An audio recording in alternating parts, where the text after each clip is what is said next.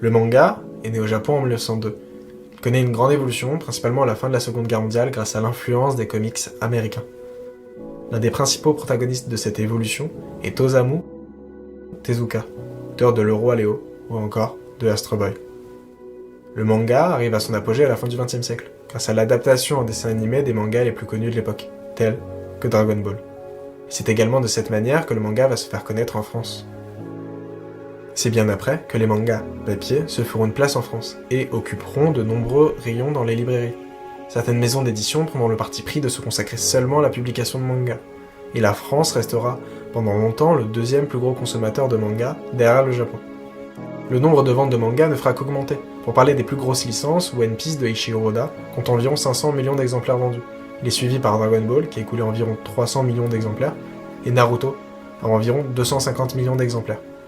L'univers du manga occupe une grande place dans le monde en 2023. Et de plus en plus de gens s'intéressent à cet univers. Alors, j'ai découvert l'existence du manga quand j'avais 7 ou 8 ans, je crois. C'était une fille qui avait ramené un manga à l'école. Et elle me disait, regarde, ça se lit à l'envers. Et du coup, je comprenais pas comment on pouvait lire un truc à l'envers. Et puis après, au collège, au CDI, j'empruntais des mangas. Enfin, il y avait une petite étagère avec quelques mangas. Et du coup, j'ai commencé à en emprunter. Et ouais, j'ai commencé à en lire comme ça, quoi. Alors moi j'ai commencé avec Dragon Ball tout petit, où mes parents m'achetaient un manga par mois, donc petit à petit on a fait la collection comme ça. Puis après avec Naruto, One Piece, les classiques quoi. Wow, c'était en troisième. Et je crois que c'était des amis qui regardaient des animés autour d'un. C'était un animé, je commençais par un animé. C'était des potes qui regardaient des animés, ils m'ont dit ouais, ça va te plaire et tout, vas-y, lance-toi et tout. Alors j'ai fait bon, faut bien s'y mettre un jour ou un autre, du coup j'ai commencé par Naruto en animé. Ouais, je suis courageux. Et après ça m'a plu, du coup après j'ai continué à regarder des animés, puis après un jour je me suis dit, ben, viens, j'achète un manga. Mon premier manga était One Punch Man, qui est actuellement clairement pas mon manga préféré, mais voilà. J'ai commencé quelque part, j'ai commencé par ça. En 2005 et 2006, nous voyons les premiers mangas d'origine française sortir. En 2005, nous voyons apparaître le manga Dofus, passant dans le même univers que le jeu vidéo. Et l'année suivante, Dreamland de Renaud Lemaire sort chez Pika Édition, manga qui compte aujourd'hui 21 tomes. Depuis cette date, les auteurs français seront de plus en plus nombreux, même s'il est vrai que pendant une grande période, les maisons d'édition faisaient assez peu confiance aux mangas français, car coûtant plus d'argent que cela n'en rapportait. Certains auteurs qui voulaient faire publier leurs mangas passaient sur de l'auto-édition, mais au fur et à mesure, de plus en plus de maisons d'édition ont voulu et veulent élargir leur catalogue, et donc publier des auteurs français. Quand est-ce que j'ai connu le manga français? Bah, je dirais quand j'avais 15 ans, mais c'est vraiment par hasard, j'étais tombé sur Dreamland du coup à la Fnac. Et c'est à partir de là. Et j'avais un pote qui était très fan, donc après il me les a prêtés tous. Et voilà. Et à l'époque, je crois qu'il y avait à peu près que ça comme manga français. Si, il y en avait d'autres à l'époque, mais ils marchaient. Enfin, même maintenant, on les trouve même plus. Ils ont pas tant marché que ça. J'ai connu le manga français, j'ai pas vraiment fait attention que c'était un manga français au début, mais je suis pas forcément. Enfin, c'est juste si un manga qui me plaît, je commencerai à le lire et puis voilà. Mais je fais pas forcément attention à ça. Après, le premier manga français que j'ai lu en soi, c'était Save Me Pity que j'ai lu au collège du coup. C'était sur la Pity de Delphes, il me semble. C'était pas un grand manga, je trouve, mais. Ouais, mais j'en ai pas lu tant que ça, mais quelques-uns quand même. Après avoir évoqué le manga français et le manga japonais, il est important de se questionner sur la différence entre les deux, car cela permet ensuite de se questionner sur l'avenir du manga français, dans un domaine typiquement japonais. Il est également important dans ce documentaire d'évoquer les écoles dédiées à la formation d'auteurs de manga, car cela pourrait être l'avenir du manga français, ou en tout cas en faire partie. Ça dépend vraiment des auteurs. Chaque auteur a son style, donc Onira se rapprochera plus du manga japonais, alors que Dreamland, je trouve que ça a vraiment plus un mix avec la BD française, où il y a un peu plus de longueur, où vraiment il y a des arcs qui servent juste à se balader. Non, je saurais pas dire la principale différence, que ça dépend vraiment des auteurs. Ça dépend de... Puis déjà... entre les différents mangas, il y a déjà plein de styles différents, qu'on n'arrive pas forcément à faire un fil conducteur entre les différents styles. Alors là, je ne saurais pas te dire. Question trop technique pour moi. Par exemple, dans Green Mécanique, il y a vraiment un aspect très axé sur les personnages, leur passé, tout ça. Et je trouve que des fois, c'est des choses qui manquent un peu dans les mangas japonais. Après, ça dépend aussi des mangas, hein, évidemment, mais... Hmm.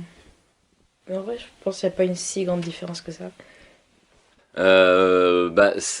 Ça peut grandir, ça va dépendre de quels auteurs arrivent à percer au final et de ce qu'ils arrivent à créer. Je pense que ça a une bonne place parce que ne serait-ce que déjà les Français, nous on est contents de voir des Français se mettre au manga, réussir à faire des mangas qui marchent, de pouvoir reprendre un peu ces codes à notre sauce. C'est super sympa de voir des Français faire ça, et encore mieux quand c'est par exemple des Renaud Le Maire qui sont dans notre ville, qui arrivent à le faire et qui arrivent à marcher sur ça. Parce que dans le cas de Renaud Le Maire, c'est aussi super marrant de voir Montpellier en manga, après, dans le cas de Onira, par exemple, ça se passe pas du tout dans le monde, donc il n'y a pas ce côté-là, mais c'est quand même marrant de voir un Français arriver sur quelque chose sur lequel on l'attend pas forcément. Donc oui, je pense que s'il y a de grandes chances que ça continue comme ça. Après, ça dépendra surtout de ce que les auteurs arrivent à sortir et à créer sur ça. Ça va surtout dépendre de ça, je pense. Mais comme il y a quand même beaucoup de Français fans de manga, je pense qu'il y aura beaucoup d'auteurs compétents qui arriveront à se démarquer sur la création de manga, ça j'en ai aucun doute. Moi je pense que quand il s'agit d'écrire une histoire, il n'y a pas besoin de faire d'école ou pas. Genre. Après ça peut aider pour savoir écrire, mais je pense pas qu'il y a besoin d'une école pour avoir une bonne idée. Il faut savoir avoir le courage de se lancer, c'est tout. Le monde de l'édition marche pas tout à fait pareil quand même. Au Japon, ils ont des mensuels qui permettent de proposer des débuts de série et voir si il y a une réponse du public à ça. En France, c'est un peu plus compliqué parce qu'il faut trouver une maison d'édition qui accepte de vous éditer pour déjà un tome entier. C'est une prise de risque. Donc c'est possible que les éditeurs avec un peu un côté frileux s'appuient sur les gens qui sortent des écoles. C'est possible. Après, je pense que ça dépendra surtout de ce qu'ils arrivent à pondre. Si on sort d'une grande école de manga, mais que son histoire manque d'intérêt, manque de punch ou de je ne sais quoi, les maisons d'édition ne l'éditeront pas pour autant. Alors que, par exemple, Renaud Le Maire a réussi à faire son manga sans passer par une école, parce qu'il avait une histoire qui était cool, parce qu'il a réussi à créer quelque chose de bien. Je pense que c'est surtout ça qui va faire en sorte qu'un mangaka marche. Après, c'est bien d'avoir une formation, hein, ça aide toujours. Mais je pense pas que ce sera essentiel dans l'avenir pour ça. Mais le fait qu'il y ait des écoles déjà qui se créent, ça permettra à des auteurs de se confirmer dans cette passion et dans ce style, au moins. Ça les aidera forcément donc à créer un meilleur manga par la suite, puisqu'ils auront des meilleures techniques, compétences et tout ce qu'il faut autour pour créer une BD, parce que c'est quand même pas simple de créer une BD sans formation ni rien. Je sais pas comment Renaud Le Maire s'y est mis sur ses premières, mais il faut quand même avoir un sens du rythme dans la narration. C'est compliqué quoi. Donc c'est bien d'avoir quand même des formations pour ça. Est-ce que c'est ça qui va sortir les prochains auteurs? Je sais pas, mais ça peut que aider en tout cas, c'est sûr. Alors ça pourrait aider d'avoir un rythme de parution plus rapide pour pouvoir concurrencer, mais le problème c'est que c'est un rythme de travail tellement de dingue que je le souhaite pas aux auteurs, donc non, vraiment, je pense que les Japonais commencent à se dire qu'ils vont déjà un peu trop loin dans cette cadence de parution, parce que même pour le travail créatif, avoir tant de cadence, c'est pas forcément bon, je pense. Et alors pour la santé mentale et physique des mangaka, je pense pas que ce soit quelque chose de souhaitable. L'origine de l'auteur, ça joue pas sur moi. Je trouve que ça peut intéresser, mais ça va pas ça qui va m'attirer ou me repousser. Alors, je m'en fous. Ça peut m'intéresser, ça peut être une petite anecdote sympa à raconter autour d'un repas, un dîner en famille, bien sûr. Et sinon, je vois pas l'intérêt. Je pense que le manga français intéressera plus de monde à l'avenir parce qu'il intéresse déjà de plus en plus de monde. Enfin, j'ai l'impression en tout cas. Et je pense que du coup, il évolue dans la bonne voie. Enfin, il va continuer de grandir et je sais pas, peut-être que dans 10 ans, il y aura une vraie industrie du manga français. Peut-être pas comme il y a au Japon évidemment, mais qu'il commencera à y avoir un petit... Ouais, une petite base, on va dire, pour, par exemple, un mini-Japon, on va dire. Alors moi je suis libraire depuis 3 ans et demi, donc j'ai pas non plus une méga expérience, mais j'ai de plus en plus de gens qui suivent Dreamland. Je veux dire, moi j'ai vu les sorties du tome 19, 20 et 21, du coup à chaque fois j'ai vendu plus de tomes, mais c'est aussi parce que ma librairie était un peu plus connue, donc je pourrais pas dire qui est dû à quoi. Mais je sais que beaucoup de parents, par exemple, qui cherchent des BD à faire lire à leurs enfants, quand on leur propose un manga qui est d'origine française, ça leur plaît, du coup. Ça leur plaît plus. Donc il y a aussi les parents qui sont curieux de voir ça et d'encourager ça aussi. Donc ouais, je pense que ça va grandir avec le temps. Il y a pas, enfin, c'est comme je disais tout à l'heure, ça va surtout dépendre de ce qui arrive à se créer, à sortir.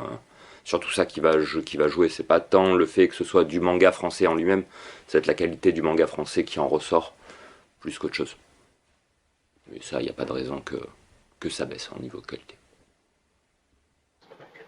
Moi je pense que c'est comme toute chose, genre oui ça va évoluer, il y en aura de plus en plus. Là pour moi il n'y en a que quelques-uns qui sont connus, mais ça va arriver petit à petit, de plus en plus. Du coup à mon avis ça va donner des idées à d'autres d'en faire et tout. Genre, il suffit d'un petit qui marche pour qu'au final un autre se dit ah bah je vais essayer, pourquoi pas, qui va réessayer, il va voir que ça va marcher, etc. Genre, ça va marcher comme ça.